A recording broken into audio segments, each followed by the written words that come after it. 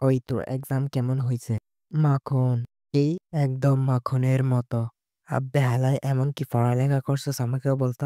তাহলে শোনো, আমার পরীক্ষা ছিল দুপুর ১টা বাজে। সকালে ঘুম থেকে ৪টা বাজে উঠে হাত ধুলাম আর হ্যান্ডেল মেরে ঘুমিয়ে পড়লাম।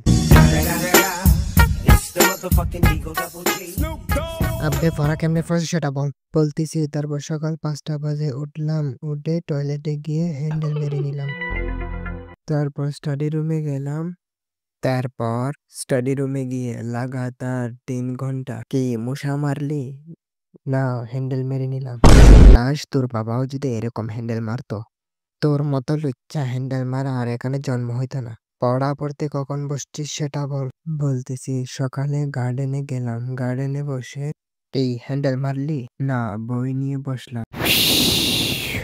তারপরে তারপরে বই পড়তে পড়তে হ্যান্ডেল মারলাম। কি বই ছিল যে? খলিফা প্লাস জনি সিং এর বই ছিল। আরে বসড়িকে সাইজ বুক কখন পড়ছো সেটা বল।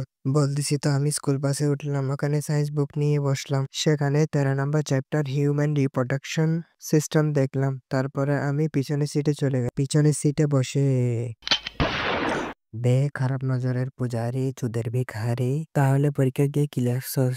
জনি সিক্স প্লাস মিয়া খলিফা? না, কিছুই তো লেখি নেই। তাহলে তুই বললি যে পরীক্ষা মাখনের মতো গেছে। হ্যাঁ, পরীক্ষার পিছনের সিটে বসলাম, ওখান থেকে মাখন বের করলাম। মাখন বের করে কি হ্যান্ডেল মেরে নিলাম।